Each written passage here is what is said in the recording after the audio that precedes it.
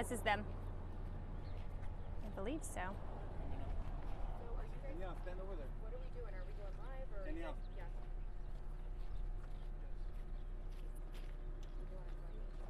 Sure. So my name is Tiffany Davila. I'm the Public Affairs Officer for the Arizona Department of Forestry and Fire Management. I'm also the Public Information Officer attached to the Diamond Fire. I'm Captain Dave Folio with the Scottsdale Fire Department, Public Information Officer. So the latest overnight that we know, the fire is still at about 2,500 to 3,000 acres. We are going to get our air attack platform up in the air this morning, kind of give us a better visual from the air, give us a better estimate of the fire, where the fire went overnight. What I can tell you is crews were very successful overnight. A hotshot crew, along with 2 state hand crews, were able to get around the entire fire. So they have line in, and they're working right now to just make sure that line is secure. As our temperatures heat up this morning, we may start to see flare-ups within the interior of the fire. There are still some pockets of fuel that have to burn, so people in this area may see flames, may see smoke as we start to warm up. There are red flag warnings. Fire weather conditions exist today, so we just want to remind folks that even though they don't see smoke now, as we start to warm up, as we start to get in that critical fire weather time frame, we could likely start to see that fire activity increase with flames visible and smoke. And then you said you got a line around the entire fire. If that line holds, would that be considered containment? At some point, yes. So right now there is 0% containment because they're still actively working to make sure that line is holding, especially with the fire weather that's coming in today. We want to make sure that line can hold in the wind. But they were very successful overnight. We still have crews working to do structure protection around some of the homes. The McDowell Mountain Regional Park is closed. Also some parks, some trails within the Scottsdale trail system, like Tom's Thumb, those are also closed. So people, before they go out, please check with the city of Scottsdale to make sure that those areas aren't shut down. The Maricopa County Sheriff's Office will be patrolling the road behind us, which is Dynamite, the Dynamite Rio Verde corridor, to make sure people aren't coming back into the area. Any structures lost? We do know that one secondary structure was destroyed yesterday. Again, because of the fire activity yesterday and just the conditions that existed, we couldn't get in to do a fire assessment, a damage assessment. But we do know one secondary structure was destroyed. Can you talk to us a little bit more about strategy for today, trying to put this out? So again, we'll have people starting to mop up. We have crews. We probably have about 5 or 6 hand crews right now. There's about 20 crew members per hand crew. So they'll be, again, ensuring that line is strong and will hold in the winds today. Crews will continue to do structure protection for some homes behind us and then ahead of the fire, just in case something happens with that wind today. But again, we were very successful overnight. The crews made excellent progress. And right now things are looking pretty good. But again, we just have to cross our fingers and see what this afternoon is going to hold for us. 1,000 evacuated with the evacuees. Are you going to let them back in soon? That's up to Fire Command. About 1,100 people were evacuated last night, especially in that subdivision where the fire started. So as soon as it's safe and secure, again, people might not see smoke right now, but that doesn't mean there's still fire activity. And that will just be assessed on an hour-by-hour basis. Any update on personnel? Do you still have more than 200? We're probably at about 300 personnel right now. We ordered some more hand crews this morning, some more engines. We're probably not going to use the heavy air tankers today unless conditions warrant the heavy air tankers. But again, we'll have our air attack platform. They're like our eyes in the sky, and they'll help us assess the conditions from the air. So are evacuations still in place just for that one particular area? Are they in set mode or? So evacuations that were last night are still in place. That's why we're going to kind of beef up the patrols with MCSO just along this corridor to make sure people aren't coming back in and aren't entering trails and park systems that aren't accessible at this time. What should homeowners do? As far as? Just keeping contact with?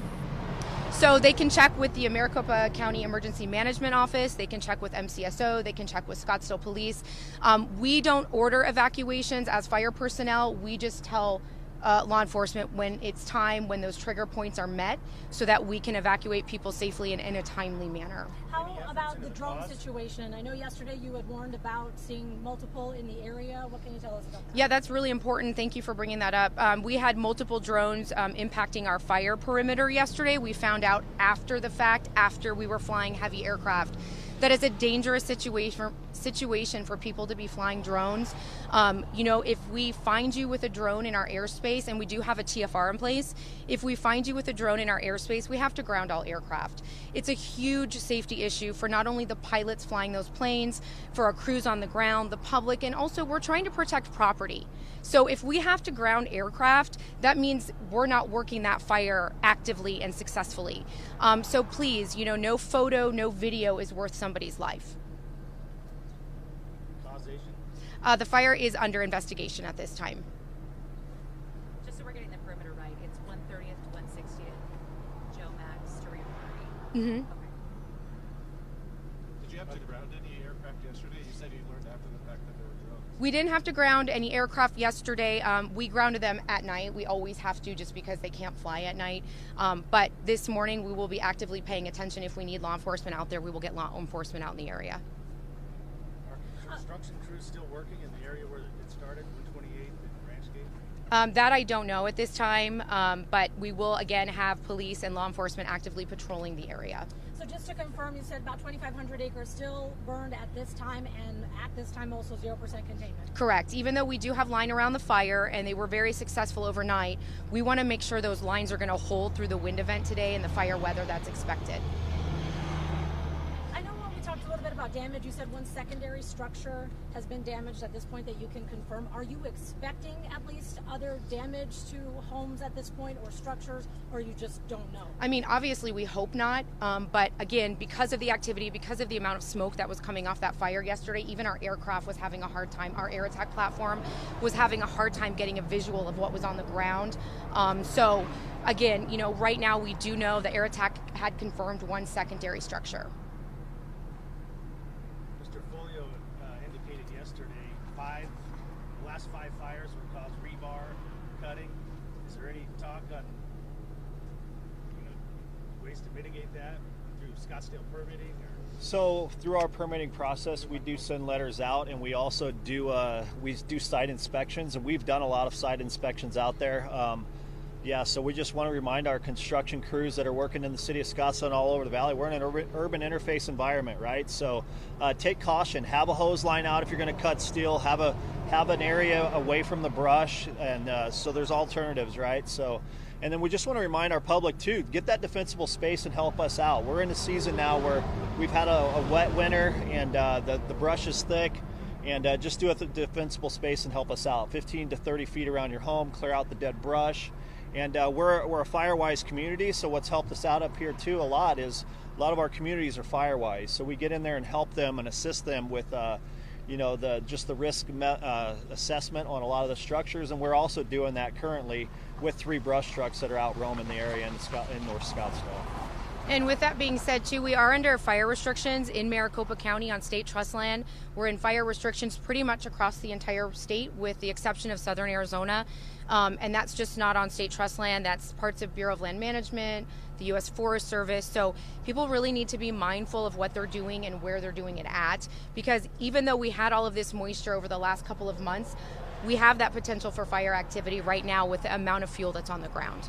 Are you guys using any kind of new technology to help fight this one? I know there was some talk of using AI or other kind of situations. Is there any new technology in this firefight? Not at this time, at least not for this fire right now. Any idea when we could get another update, when you might know about acreage or containment? Hopefully, if we get our aircraft up in the air very soon, probably in the next few hours, we would have an update on acres. Access to water. I mean, the fire started in Scottsdale, and there's been a big uproar about Scottsdale providing water to this community. Now there's a fire, no water. We have, I don't want to get involved with all of that water situation, but what I can tell you is we have plenty of resources. We've got aircraft at our disposal with the retardant. We've got plenty of reservoirs we can pull out of the lakes if we need helicopter sites for dipping. We've got pumpkins set up for just that same thing also. Anybody else have any questions?